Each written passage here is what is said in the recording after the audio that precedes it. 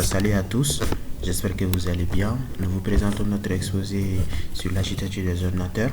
Donc, dont le thème est le système multicœur. Voilà, nous allons commencer.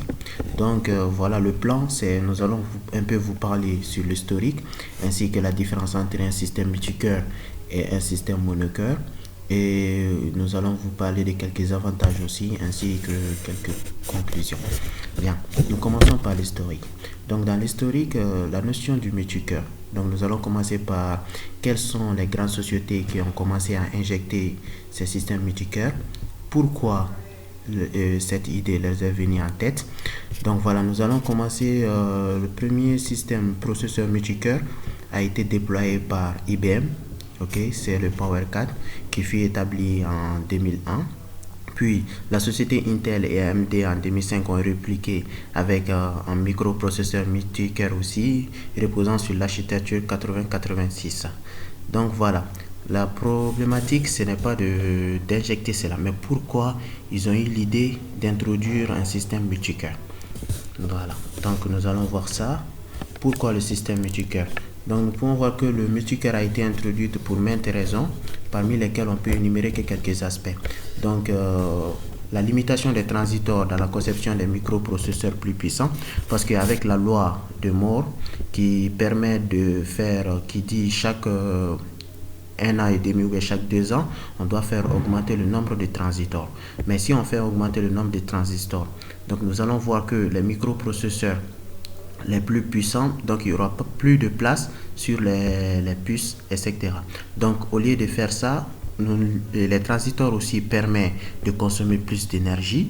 Donc au lieu pour éviter tout ça, donc nous avons adopté le système multicœur. Donc vu l'utilisation massive des transistors dans la conception des processeurs, il fut un moment où il était très compliqué de se servir à nouveau de ceci dans l'optique d'améliorer les processeurs. Alors que faire face à cette ambiguïté? C'est ainsi qu'a été introduite la prestigieuse notion d'un multicœur, permettant aux microprocesseurs de disposer non pas d'une, mais de plusieurs unités de calcul, ce qui constitue une puissance de calcul aberrante.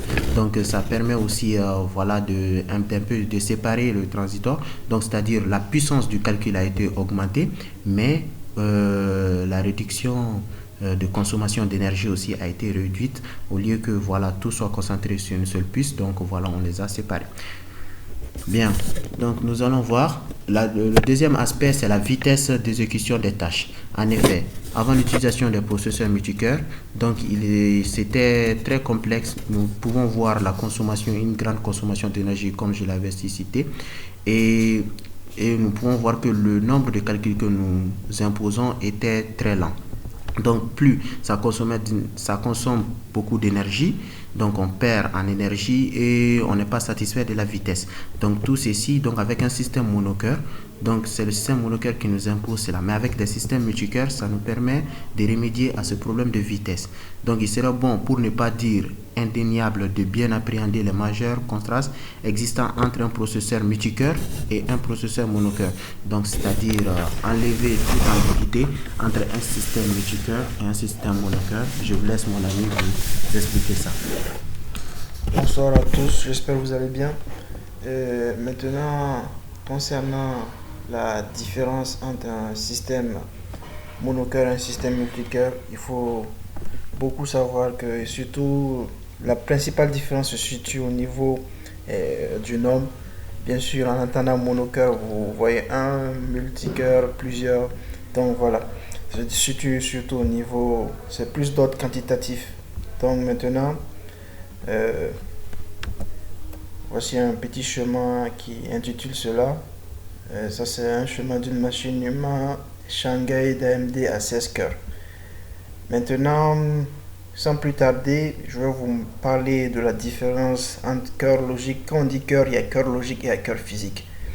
Maintenant, qu'est-ce qu'un cœur logique et qu'est-ce qu'un cœur physique? Donc, pour mieux appréhender ces disparités, nous allons d'abord les définir.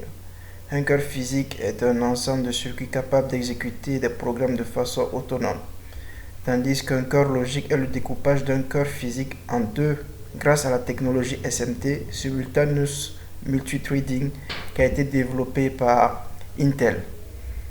Maintenant, qu'est-ce qu'un thread? Un thread, c'est un fil d'exécution, une tâche que doit exécuter le processeur. Et afin d'assurer à un cœur physique d'exécuter 2 threads parallèlement, en lieu et place d'un seul thread, Intel a donc implémenté, comme je l'avais dit ci-dessus, la technique SMT, Simultaneous Multithreading à 2 voies, dans certains de ses processeurs. Donc de là est venu l'hyperthreading qui a été conçu à la suite de l'implémentation du SMT. Et c'est ainsi qu'a vu ce qu'on appelle cœur logique. En termes très simples, pour mieux appréhender cela, pour chaque cœur physiquement présent, le système va adresser 2 cœurs logiques et partager la charge de travail entre eux lorsque cela est possible. Cette technique d'hyperthreading permet entre griffes de simuler 2 cœurs physiques. Maintenant, une petite conclusion partielle afin que vous saisissiez toutes ces notions-là. Lorsque nous lançons plusieurs processus à la fois, il est très important que ceci se fasse très vite.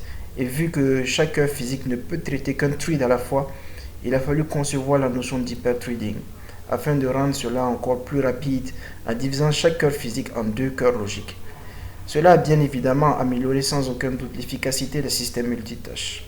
Cependant, pour les logiciels demandant beaucoup de ressources, les cœurs logiques ne suffisent plus. Par exemple, pour des jeux vidéo où souvent il faut 2 cœurs physiques, les cœurs logiques en ce temps deviennent insuffisants. Donc c'est là maintenant qu'il faut faire intervenir les cœurs physiques.